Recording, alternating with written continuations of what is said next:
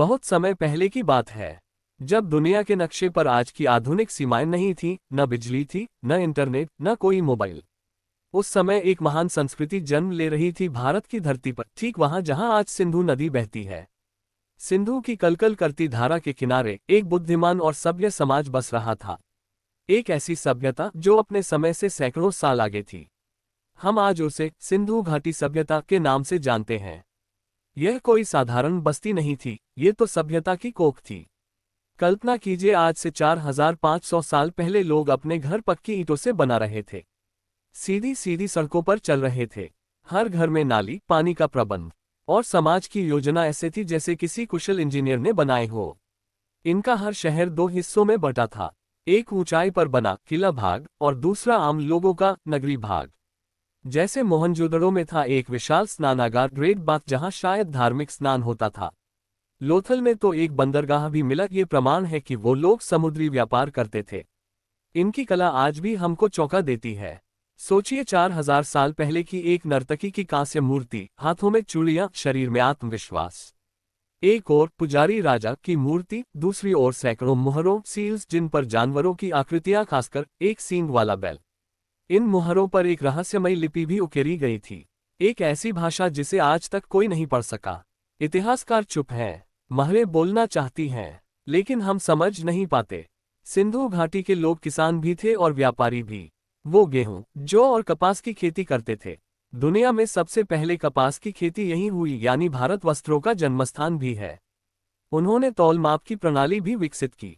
सामान मेसोपोटामिया, आज का इराक तक जाता था। लोथल का बंदरगाह इस व्यापार का गवाह है। न सिक्के थे, न नोट, फिर भी व्यापार चलता था।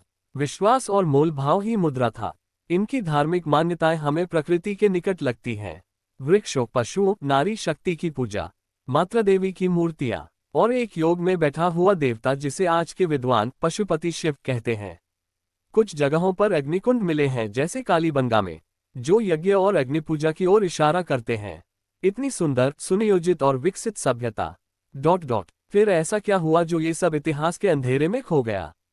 कुछ कहते हैं सिंधु नदी ने अपना रास्ता बदल लिया, कुछ कहते हैं भूकंप या बाढ़ आए, और कुछ इतिहासकार मानते हैं कि आर्यों का आगमन इस पतन का कारण बना। पर सच तो यह है, कोई नहीं जानता कि यह महानता अचानक कैसे मिट्टी में समा गई। एक नज़र में प्रतियोगी परीक्षाओं के लिए महत्वपूर्ण तथ्य। खोज 1921 हड़प्पा, डेमेसी 1922 मोहनजोदड़ो, राखलदास बनर्जी। सभ्यता का काल 2500 पू 1785 पू। सबसे बड़ा स्थल राखीगढ़ी, हरियाणा।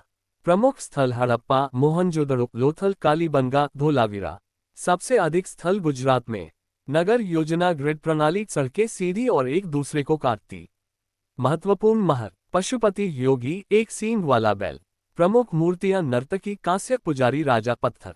धर्म, मातृ देवी, पशुपति, अग्निकुंड, प्रकृति पूजा। भाषा, हड़प्पा लिपि अभी तक पढ़ी नहीं जा सकी। कृषि, गेहूं, जौ, कपास, दुनिया में पहली बार। व्यापार, मेसोपोटामिया से, लोथल, प्रमुख बंदरगाह। सिंधु घाटी सभ्यता सिर्फ मिट्टी के शहर नहीं थे, वो एक संदेश थे कि भारत की धरती पर सभ्यता की शुरुआत बहुत पहले हो चुकी थी। जब मिस्र और मेसोपोटामिया में राजशाही थी, तब यहाँ के लोग जनजीवन, समता और योजना में विश्वास रखते थे।